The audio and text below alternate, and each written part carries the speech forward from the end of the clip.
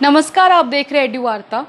हम सभी ने एक उदाहरण सुनी है, life begins at the end of our comfort zone, जिसका अर्थ है हमारा जीवन हमारे सुविधा क्षेत्र के अंत में शुरू होता है।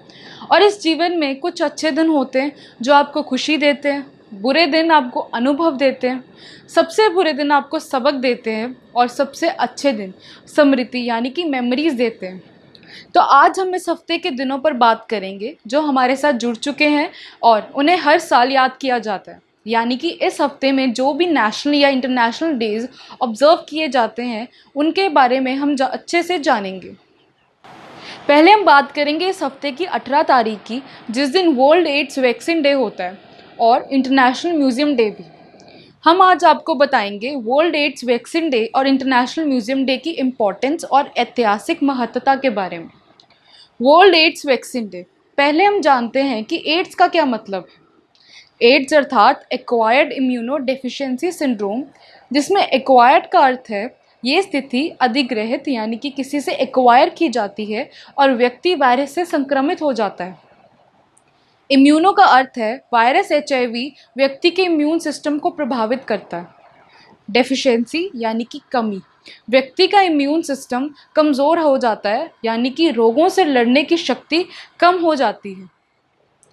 और सिंड्रोम का अर्थ है एड्स से पीड़ित व्यक्ति को अन्य बीमारियों से ग्रसित होने के चांसेस बढ़ जाते हैं। 1981 में एड्स का उल्लेख पहली बार संयुक्त राज्य अमेरिका में एक रिपोर्ट में किया गया था और तब से यह दुनिया भर में महामारी बन चुकी है।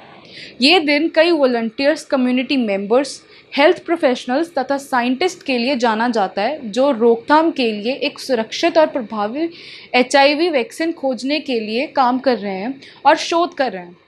ये दिन लोगों को एड्स और HIV के टीके की बीमारी के बारे में शिक्षित करता है।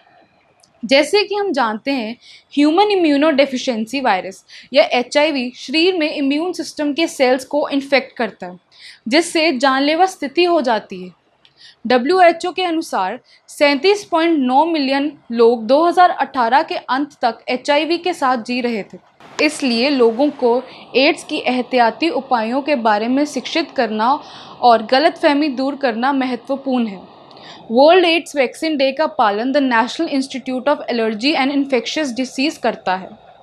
तो आगे बढ़ते हैं और बात करते हैं 18 मई की, जो है इंटरनेशनल म्यूज़ियम डे।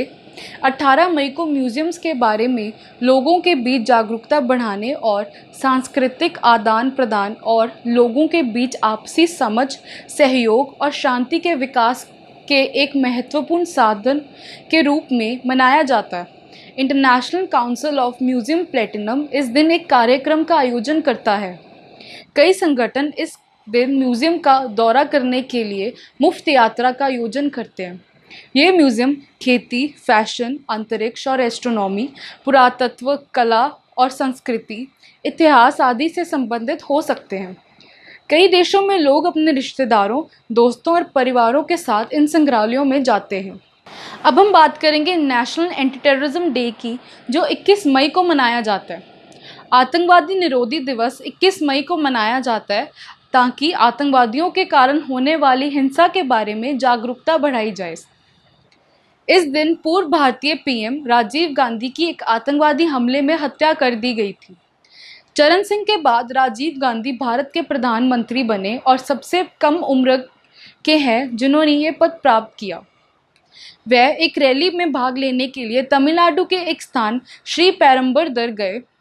उनके सामने एक महिला आई जो Liberation of Tamil Tigers Eelam के एक आतंकवादी समूह की सदस्य थी। महिला विस्फोटक के साथ थी और PM के पैर छूने के बहाने उनके पास गई थी। अचानक बम विस्फोट हुआ जिसने पूर्व प्रधानमंत्री की हत्या कर दी और लगभग 25 लोग मारे गए। ये अंदरूनी टेररिज्म का मामला था जिसने लोगों के मन में भय की स्थिति पैदा कर दी थी। अब जानते हैं आतंकवादी विरोधी दिवस मनाने के पीछे क्या उद्देश्य है। शांति और मानवता का संदेश फैलाने के लिए, आतंकवादी समूह के बारे में लोगों के बीच जागरूकता बढ़ाने के लिए, लोगों में एकता को बढ़ावा देने के लिए, युवाओं को शिक्षा देने के लिए ताकि वह विभिन्न आतंकवादी समूह में शामिल ना हो सके। इसलिए इस दिन को national anti terrorism day declare किया गया। यूजीसी ने भी सारी यूनिवर्सिटीज़ के लिए एडवाइजरी जारी करते हुए कहा है कि ये दिवस सभी यूनिवर्सिटी में 21 मई को ऑब्ज़र्व किया जाए। इस दिवस को ऑब्ज़र्व करने के लिए यूनिवर्सिटीज़ को debates, discussion, symposiums, pledge taking ceremony यानी कि टेररिस्ट एक्टिविटीज़ में भाग ना लेने के लिए शपथ और इससे जुड़ी फिल्में दिखाने जैसी गतिविधियां कराने की हिदायत दी गई है। इस हफ्ते का तीसरा महत्वपूर्ण दिन है 22 मई, जो है international day for biological diversity. प्रकृति ने सब कुछ दिया है, हम वास्तव में प्रकृति से लाभ लेते हैं, लेकिन इसे बचाने के लिए क्या करते हैं?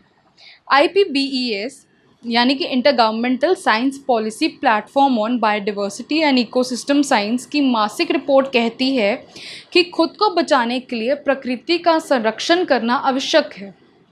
प्रकृति को धन्यवाद देने और हमारे लिए ये सब लाने के लिए हर साल 22 मई को अंतर्राष्ट्रीय जैव विविधता दिवस मनाया जाता है। बायोलॉजिकल डाइवर्सिटी ने अंतर्राष्ट्रीय दिवस का विषय हमारी बायोलॉजिकल डाइवर्सिटी, हमारा भोजन, हमारा स्वास्थ्य है। हम कुछ ऐसी चीज़ें कर सकते हैं जो बायोडाइवर्सिटी को बचाने में हेल्प करेगा, जैसे कि मांस का सेवन कम करें, सीजनल सब्जियां ही खाएं और ख़रीदें, स्थानीय खाद्य पदार्थ खरीदें, पैकेज फूड का कम इस्तेमाल करें, प्लास्टिक की चीज़ें ना इस्तेमाल करें और खाने की वेस्टेज ना करें। अब जानते हैं जैव विविधता के लिए अंतर्राष्ट्रीय दिवस का इतिहास। 1992 में पर्यावरण और विकास पर संयुक्त राष्ट्र सम्मेलन में राज्य और सरकार के नेताओं ने सस्टेनेबल डेवलपमेंट की स्ट्रैटेजी पर सहमति व्यक्त की। ये कहा जाता है कि सस्टेनेबल डेवलपमेंट दुनिया भर के लोगों की ज़रूरतों को पूरा करने का एक तरीका है। सस्टेनेबल डेवलपमेंट यानी कि सतत विकास का अर्थ है वर्तमान पीढ़ी की आवश्यकताओं को भविष्य की पीढ़ियों की आवश्यकताओं से समझौता किए बिना पूरा करना।